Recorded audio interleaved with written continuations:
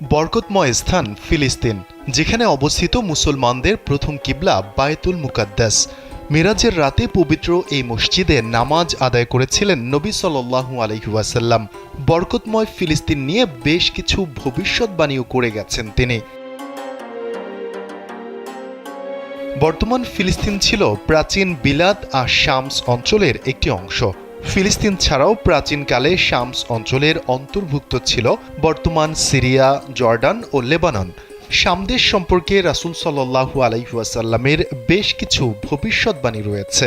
বিশেষ করে বায়তুল মুকাদ্দাস ও তার আশপাশের এলাকায় অদূর ভবিষ্যতে কি হতে যাচ্ছে সে বিষয়ে অনেক ভবিষ্যৎবাণী করে গেছেন নবী সাল্লাল্লাহু আলাইহি ওয়াসাল্লাম। এক হাদিসে আবু হুরায়রা রাদিয়াল্লাহু তাআলা আনহু বর্ণনা করেন, রাসূল সাল্লাল্লাহু আলাইহি ওয়াসাল্লাম বলেছেন, কিয়ামত সংগঠিত হবে না যতক্ষণ পর্যন্ত মুসলমানগণ ইহুদি সম্প্রদায়ের সাথে লড়াই না করবে।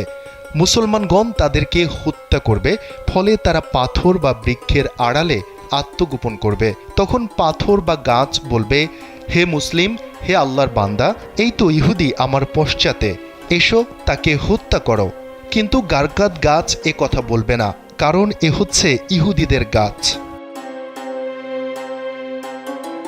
বায়তুল মুকাদ্দাস তথা ফিলিস্তিনকে মহানবী